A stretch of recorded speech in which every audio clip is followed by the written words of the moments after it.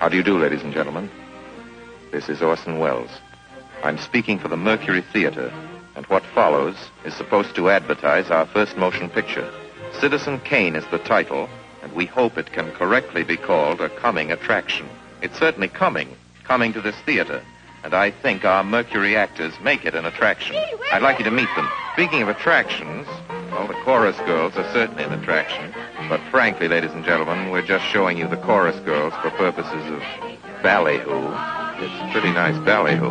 But here's some of our real Mercury people. This is the first time you've seen most of them on the screen. Hey, give Joe a little light. Thanks. Now smile for the folks, Joe. Smile. Joseph Cotton, ladies and gentlemen. That's it. Joseph Cotton. I think you're going to see a lot of him. Here's Ruth Warwick, whom I know you love. Ruth. Look at the camera, Ruth. We caught Ruth with her hair up.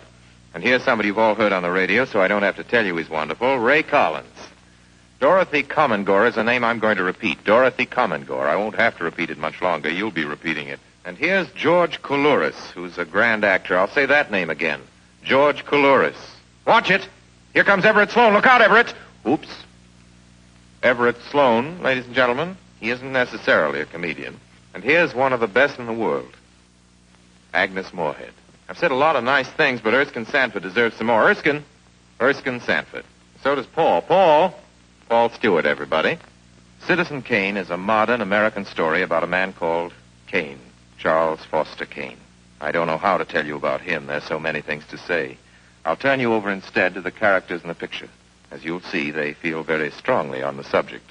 Charles Foster Kane is... Sure, he started the war.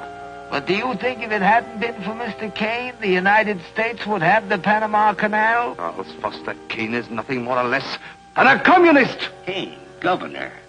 Listen, when the voters of this state and Mrs. Kane learn what I found out about Mr. Kane and a certain little blondie named Susan Alexander, he couldn't be elected dog catcher. I'm going to skin Mr. Charles Foster Kane alive. I'm going to marry him next week at the White House. Emily, I hear you've been stepping out with Charlie Kane.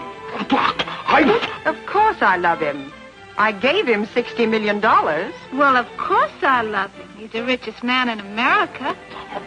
But all the girls say about him at first. But you know, I can't help but admire him. He's crazy. He's wonderful. Ladies and gentlemen, I don't know what you'll think about Mr. Kane. I can't imagine. You see, I play the part myself. Well, Kane is a hero and a scoundrel, a no-account and a swell guy, a great lover, a great American citizen, and a dirty dog. It depends on who's talking about him. What's the real truth about Charles Foster Kane? I wish you'd come to this theater when Citizen Kane plays here and decide for yourself.